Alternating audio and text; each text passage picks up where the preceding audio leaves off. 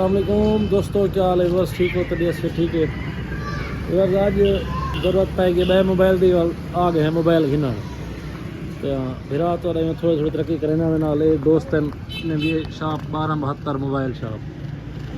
ठीक है जी। लेने पे देख पता करें दोस्त। अस्सलाम वालेकुम भाईजान, ये दोस्त जी ने को खड़े मोबाइल चावन पता करने वो मॉडल है ही नहीं को ओके खोलना ही था तो सी सही जी जी जी जी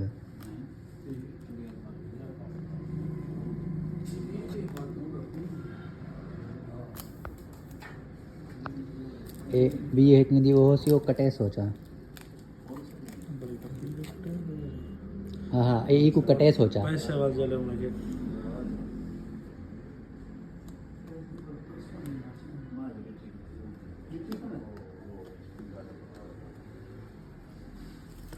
ओके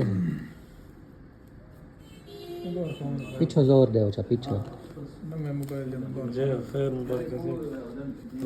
मैं लग दो कटिया कहीं नहीं है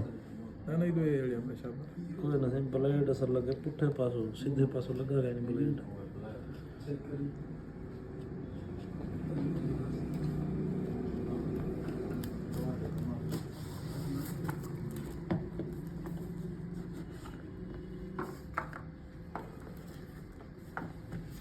माशाल्लाह मोबाइल तो बहुत सोना है। कटो चाहिए पेपर का पीछो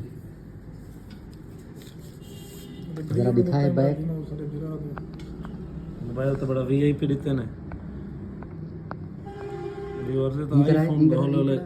आईफोन को बिक देना ना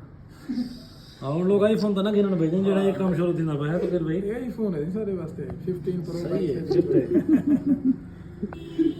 पर व्यूअर ने को रियायती करे सन सारे नाल आ कोई 15 प्रो मैक्स लग दे तो सही है ठीक है तो मैं तेरे वहां चल गया तो चलो चाह 3 मिनट चाह दाग कोई हाँ चाह खो चाह किस नहीं कौन पैसा चाह आधा पूछी नहीं कोई ना भाई सामने का बने तो